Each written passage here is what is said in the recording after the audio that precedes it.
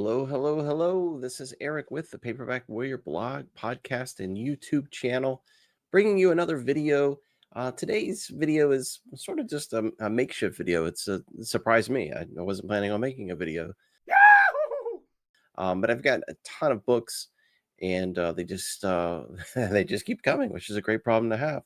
So I wanted to go through a lot of these books with you today, and these are new. These are new releases, so I think they're pretty cool to show off what's coming out, what you're going to be able to get pretty soon from Starkhouse Press, and then I'm going to go through some of the books that I've recently borrowed You're charging me $2,000 for an overdue library book? and talk about what I'm reading. And it's pretty exciting times around here. It's playoff season, so I'm a big Cubs fan. I've been a Cubs fan since '87, so they finally made it into the playoffs. They're in the wild card game today against the Padres, and pretty exciting. They haven't been since 2018, 2017, something like that. So pretty wild times. But I hope you're enjoying spooky season. Spooky season's here for October. I think everyone wonders what they would do if they saw a ghost. It's not really my last big push for the year. It's been extremely busy this year. It's been productive. Tons of videos, tons of podcast episodes, tons of reviews, and really excited that we had such a great year. But spooky season is really kind of winding down the year. November, December, not much happening. There's still book reviews.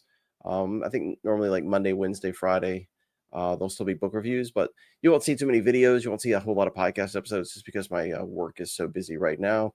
And speaking of which, if you are on Medicare, age 65 or older, or on Social Security disability for more than 2 years consecutively, please contact me. It's crazy time for Medicare insurance next year.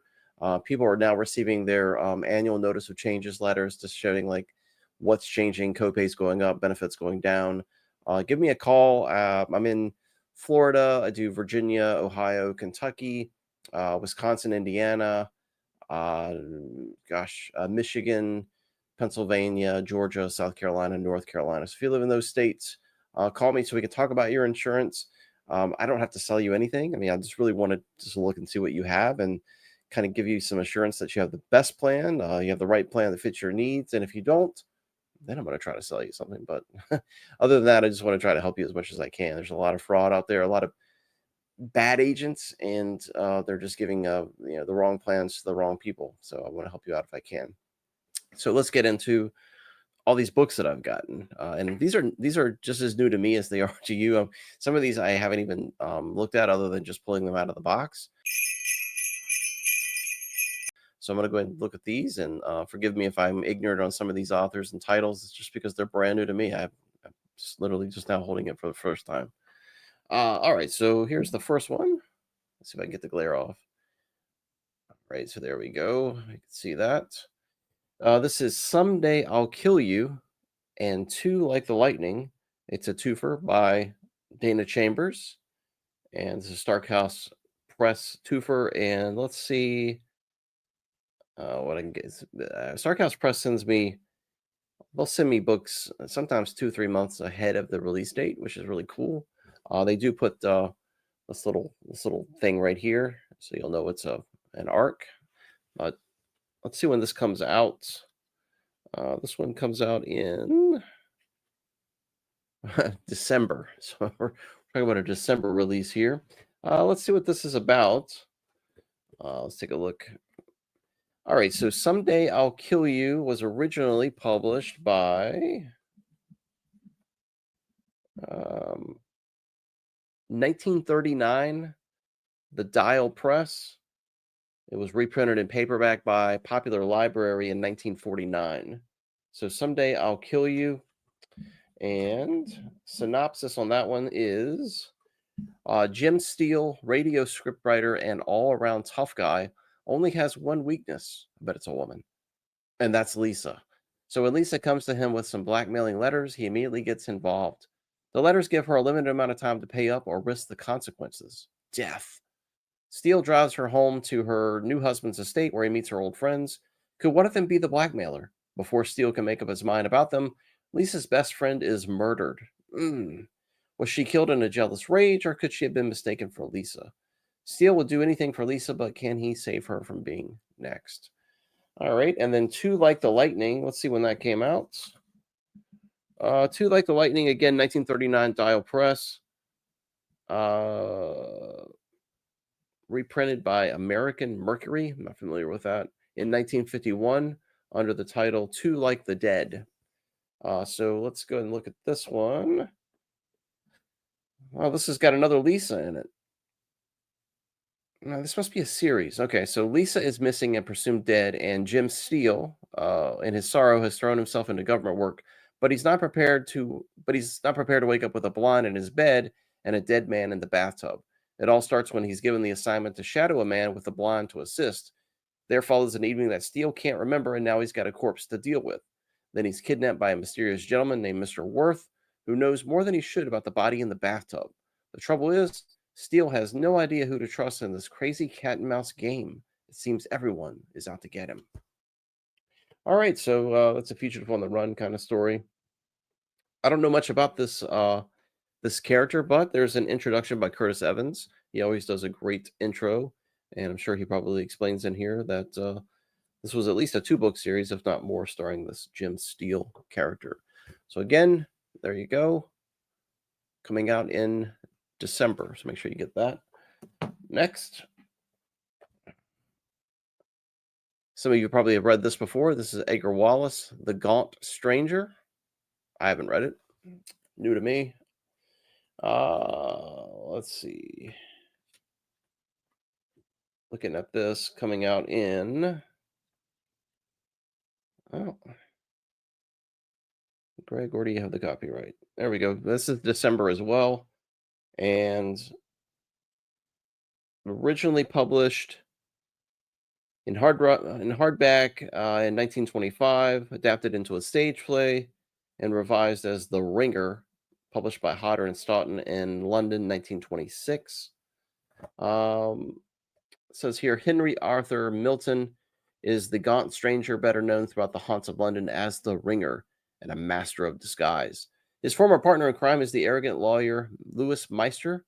Meister set him up, sent him to prison, then he escaped to Australia, but the Ringer has returned, and now he's back with only one thing on his mind: revenge.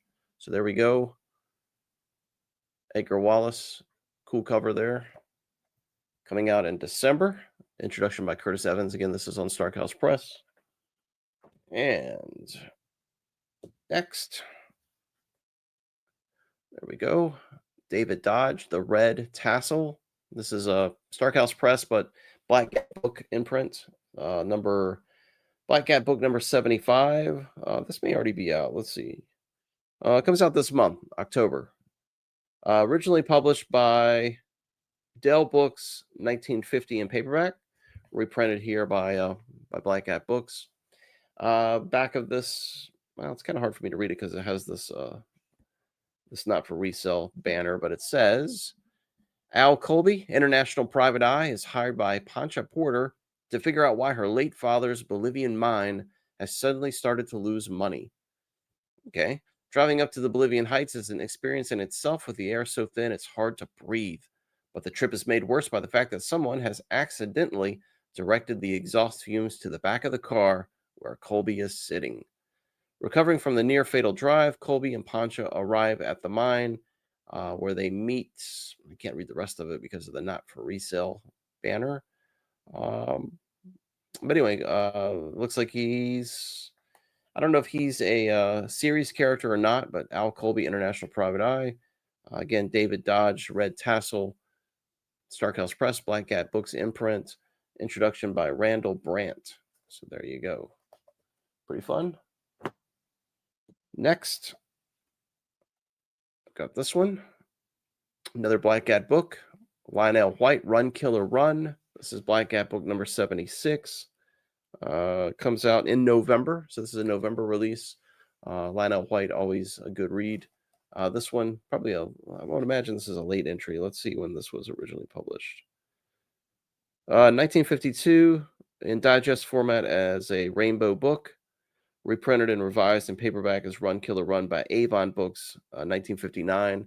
Oddly enough, there's another Run Killer Run book. It's by I think it's William Campbell Gaunt has a book called Run Killer Run. So not an original title. I don't know who had it first. The bank heist is a success, but let me start that over. The bank heist is a success, but 3 guards and 1 cop are killed, and now the gang are on the run. It started when Boardman put up the money to spring Rand Campbell from prison. Boardman has a plan to pull off $1 million robbery in the heart of New York, and Rand is to lead it. But first, Rand has to steer clear of Pam Boardman's, and again, I've got this not for resale thing blocking out the back of it, but it says, then there's Kitty, who becomes involved when one of the gang members spills the details. Now they're all on the run in a desperate flight to the Florida Keys. Love that. Rand is stuck with both Pam and Kitty and has no idea if he can trust Boardman. It's $1,000,000 shot, and he has no choice but to take it. So there you go. Run, Killer, Run, Lionel White, coming out next month. Next. This one, I think, is already out. This came out this month in September. It's amazing. Look how thick this is. It's huge. Nothing Darker Than the Night, Essays on Hard-Boiled and Noir Crime Fiction by the astute Curtis Evans. Says, this volume collects the best of his essays on the subject of noir and hard-boiled fiction. Here, Evans writes about Dashiell Hammett and the writers he influenced, Raymond Chandler, including his correspondence, Ross MacDonald at his best and worst, Cornell Woolridge defying the biographical misconceptions, Patricia Highsmith and the rigged short story competition she lost, Elizabeth Stansing Holding and Her Wild Family, plus film noir classics and much, much more. And again, this is out now. It came out in September. Huge book. Let's see if we can kind of flip through here. But you've got tons and tons of essays. No photos, but that's okay. Tons and tons of essays. I love this stuff. These kind of books I can pick up and just dig into really my whole life. I've got a lot of reference books back there on music, and I constantly pick them up. I've got biographies back there that I pick up from time to time, and got some coffee table books that I reference quite a bit as well. So I love this kind of stuff because I can always go back to it over and over. So this is great. Be sure to look that up. And by the way, I've got links to my Amazon in this description. If you buy these books, if you don't mind just clicking on that Amazon link and getting your books through that link, it just gives me a few pennies. All right, I think this is out as well. It's another Stark House Press. This one is Build My Gallows High, also known as Out of the Past. This is part of the Stark House Film Noir Classic series by Jeffrey Holmes. Or this one is by Jeffrey Holmes. And it came out Ace Books 1956. And of course, it's got a introduction by Curtis Evans. And this one,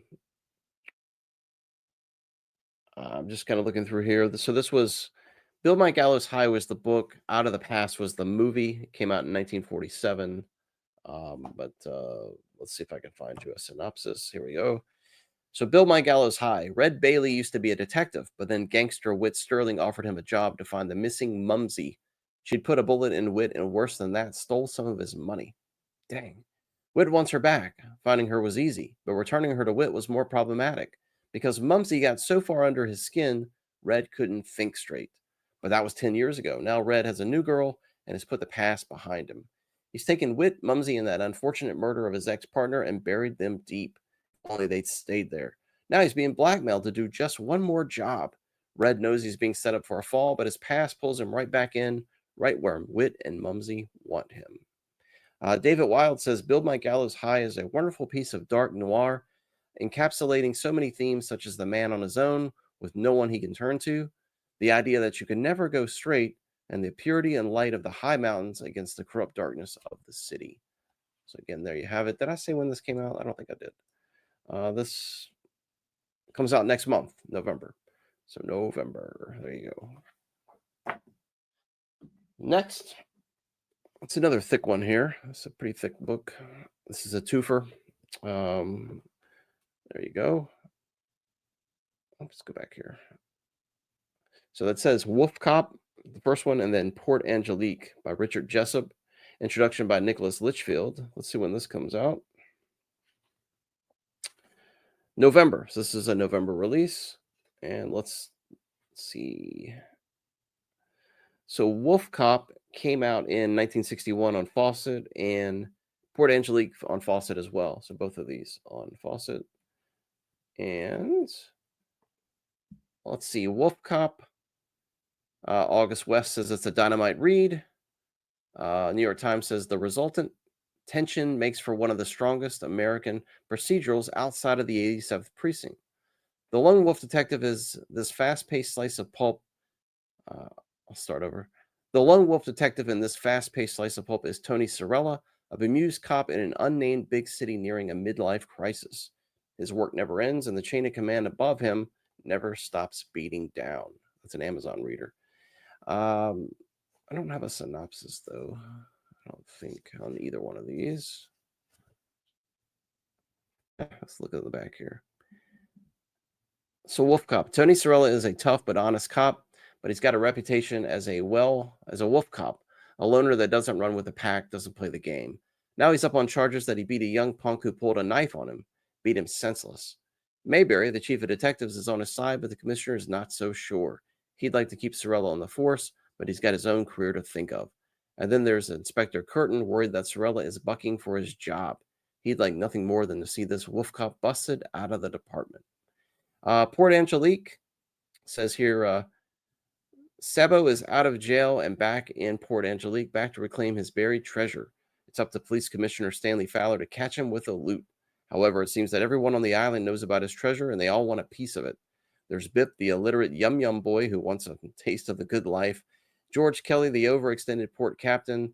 Laird Abbott, a larcenous shrimper with a handy boat. And Canto, the Florida gangster in charge of moving the gold. Into the stew pot of greed and villainy is added Mama Luke, the local madam with an agenda of her own. Fowler cautiously makes his way through his miasma of crooked intentions. His one goal in life to put Sabo behind bars, this time permanently. So there you have it. Two for looks good. Next, these keep coming. These keep coming. Dead Center, Mary Collins. Introduction by Ashley Lawson. And this comes out next month, November. This was originally printed in 1942 by Bantam. And so let's see what it's about. I got a synopsis here.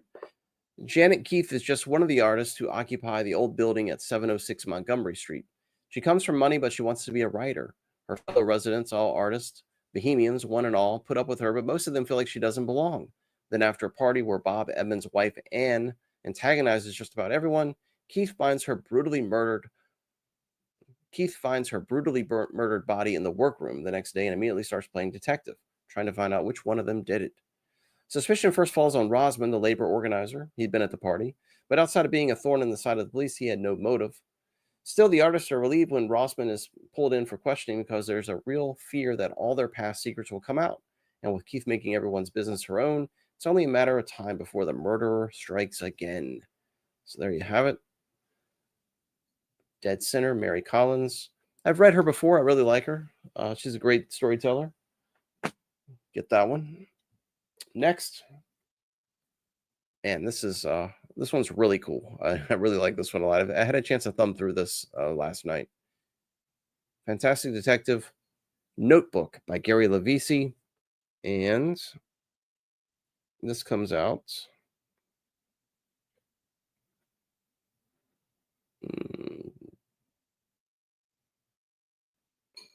It doesn't say. Yeah, this might already be out. I'm not sure. I can't tell. It doesn't tell me the date. But anyway, with this one's got a lot of color to it. You've got a lot of book covers in here. So you can see, you've got lots of stuff here. Yeah, so this one is really cool because he's going through and highlighting and giving you a synopsis of all these characters, and where they appeared and kind of the backstory on them. So you'll get character here and then synopsis of the character and things like that. So Really cool. Tons and tons of artwork. If book covers are your thing, this is really awesome. But it says originally published in a limited edition paperback 40 years ago, long out of print. This is a detailed look at the combination of fantastic fiction and the detective story. Here are the authors and the books that created this exciting genre blend, from Alfred Bester's Demolished Man to Jim Butcher's Dresden Files, Future Crimes and Future Cops, from George Alec Effinger's Badayan series featuring Arabic Private Eye, Marid Audran to J.D. Robb's 21st Century New York Police Lieutenant Eve Dallas, including all the other science fiction PIs and wizardly detectives. It's all here, filled with full color art and bibliographical. I never can say that word. Bibliographic detail. It's all here, filled with full cover art and biographical detail from the author of numerous Sherlock Holmes pastiches, the Griffin Fats and the Vic Power series, the Augustus books, plus the Sherlock Holmes and Mystery Crime and Noir notebooks from Starkhouse Press. Not to mention the quarterly magazine, which obviously Gary's been writing for years. He's quite the scholar, and Gary's amazing. He's an amazing talent and collector, and just this is an amazing icon when it comes to paperback collecting. But Fantastic Detective Notebook by Gary Levisi. I think this is out now, but it may be. I'll have to look it up and see, but I'm not sure. That's it for the Starkhouse Press stuff. So thanks again to Greg Shepard. He's amazing, sending me all these books, and I really appreciate him so much. And I know I talk a lot about Starkhouse Press, but they do this great stuff, and I really appreciate it a lot. I talk to Greg every now and then through email, and I've had him on the podcast before. I just recently sent him a book that he bought from my eBay store called oh gee whiz, I can't think of it now. But he just bought a paperback from me because he's looking at possibly reprinting it in the future as either a Starkhouse book or a Black Cat book. So pretty cool to be involved in that. He bought my book. All right, so this book right here, I was going to just mention this. I just finished this book for spooky season. This is The Lost Village by Camilla Sten, and it's a hardback book. I think it came out this year or last year. Let me look and see. Sorry, again, this was a spur of the moment video. I wasn't planning on doing a video, so I also would be more prepared. No, this is actually fairly old, 2019. So this is 6 years old. Pretty good book. It's translated from Swedish into English, and it's really cool because it's about a group of filmmakers. There's like 4 or 5 of them, and they go to this fictional town in Sweden that's abandoned. In the 1950s, 800 and some odd citizens of the town just disappeared.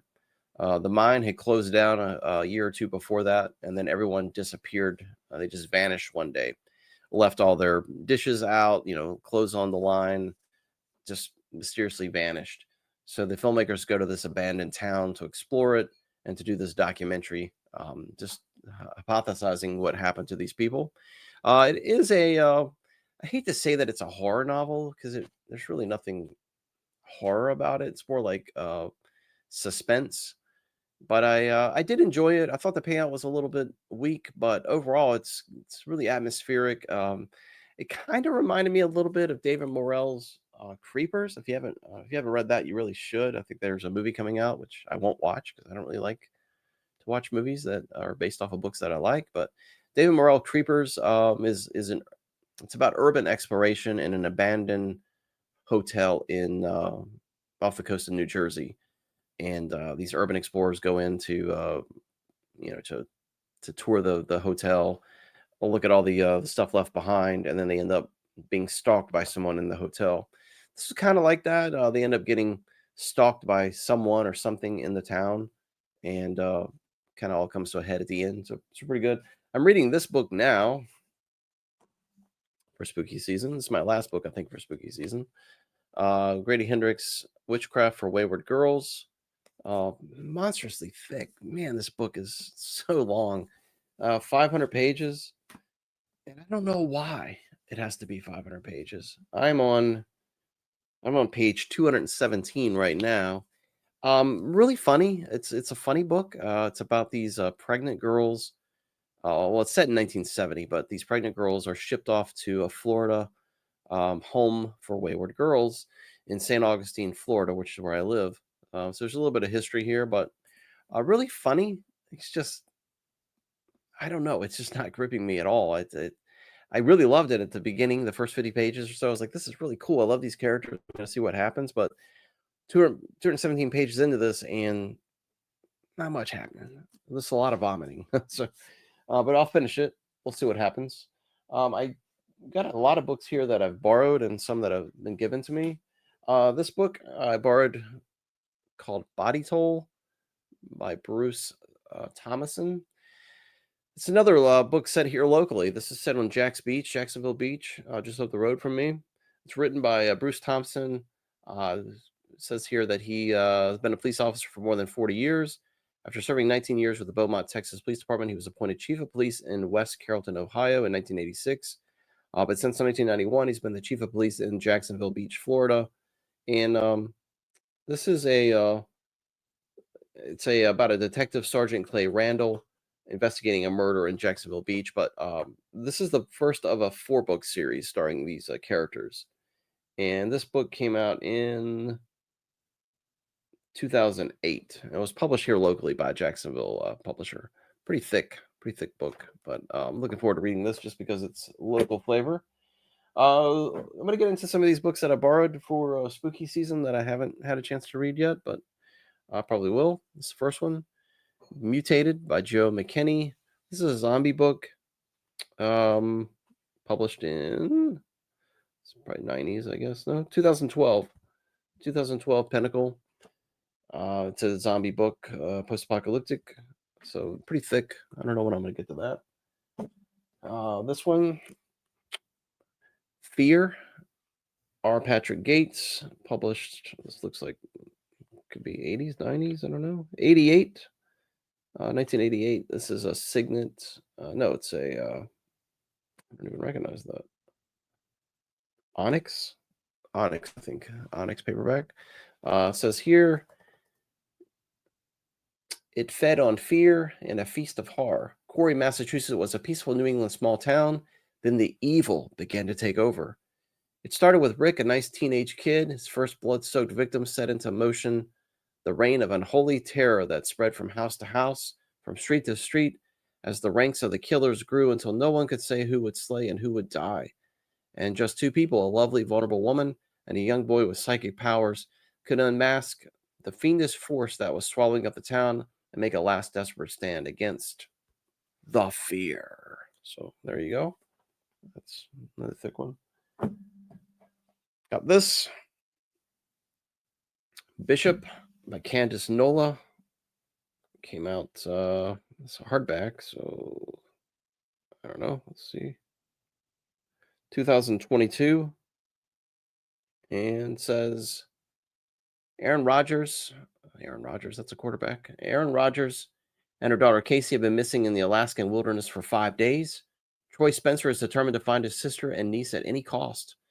Once there, a local tells Troy about a loner, Bishop, a man shrouded in secrets who may be his only hope. As Troy sets out to find the mysterious Bishop, Casey is lost in the woods, alone and frightened, seeking help for her gravely injured mother. But she's not alone. Something ancient stalks these forested trails, something evil that hungers for fresh blood. The group soon find themselves caught in a struggle against time as an ancient rivalry is renewed. So again, this is Bishop by Candace Nova.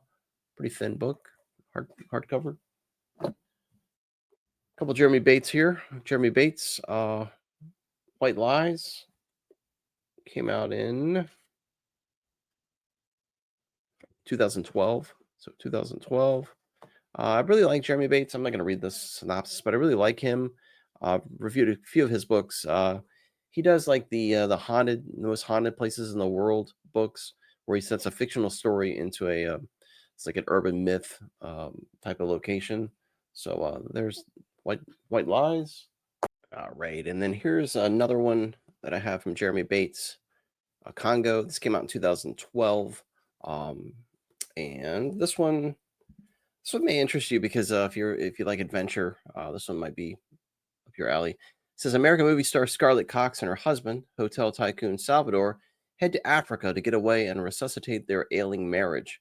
When robbed of their money and passports, they seek help from the U.S. Embassy in Dar es Salaam on the very day Al Qaeda chooses to bomb it. In an eye blink, they're taken hostage and whisked across the border deep into the Congo, one of the last truly wild places left on Earth. Battling terrorists, deadly wildlife, and cannibalistic rebels, Scarlet and Sal must find a way to survive in a violent, primeval world, and the only person who may be able to save them is the assassin sent to kill them. So a little bit different for Jeremy Bates. He's normally a really straight up horror guy, but this one's more like an action adventure type of thing. So pretty good. I borrowed this one as well. Carnival of Terror by William Joseph. I think I read one of his books and reviewed it. I can't remember, but Carnival of Terror. There you go. Came out in 2019. Says, welcome to the most spectacular, heart racing, entertaining, and deadliest show you'll ever see. Ever want to see what happens after you leave the circus and the show is over? Ever wonder what goes on behind the scenes? Have you ever wanted to see the darkest side of human nature? Then step right up, enter, and be prepared to have your breath taken away, literally. Victor, Jug, the fortune teller, Shiloh, and Olivia, a horrifying, graphic, and pulse pounding 5-part novel from 5 different points of view and one interconnecting story surrounding one circus. Welcome to the Carnival of Terror. Looks creepy. Got just a couple more. Love the artwork on this. Lady of the Lake, Jess D'Angelo, and this came out in 2021. Says here, Zavon Lang has always been a misfit and an outcast, but he's just met the love of his life, Lila. She's beautiful, fun, intelligent, and sensual. She also lives at the bottom of a lake and hungers for human flesh and blood. But is she even real or just a figment of his twisted mind? His loyalty will be tested as a stunning young veterinarian, Claire Carpenter, moves to a small town. Her purity and goodness is the antidote for the moral conflict raging inside of him, but it might be too late to wash the blood from his hands and redeem his tormented soul. So there you go. Pretty cool. This one, I've heard a lot of people talk about this one. It made the rounds a couple years ago. I really like this author a lot. Read and reviewed his stuff on the blog. This is Kin by Keelan Patrick Burke. Came out in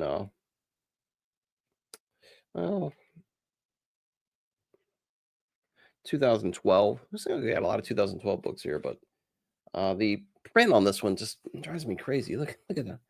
It's tough to read, but we'll get through it. That's really fine print and 270 some pages, so it's probably like a 500-page book, 600-page paperback. But this is a pretty big book. It says, put this up here. On a scorching hot summer day in Elkwood, Alabama, Claire Lambert staggers naked, wounded, and half blind away from the scene of an atrocity. She's the sole survivor of a nightmare that claimed her friends, and even as she prays for rescue, the killers, a family of cannibalistic lunatics that are closing in.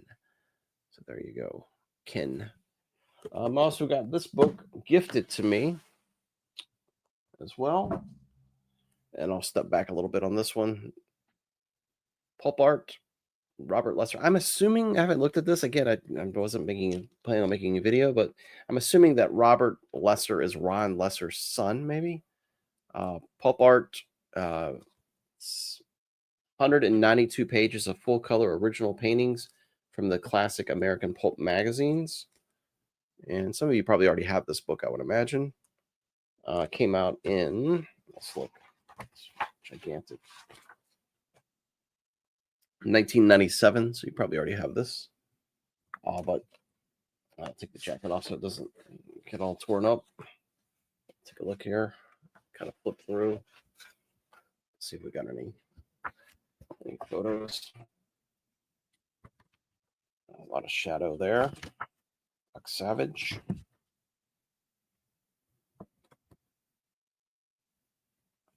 Rose there, I think. But you get the idea. A lot of great stuff here. And these books that I borrowed, and that book was gifted to me by my friend Tara. So, hey, Tara, thanks so much for that.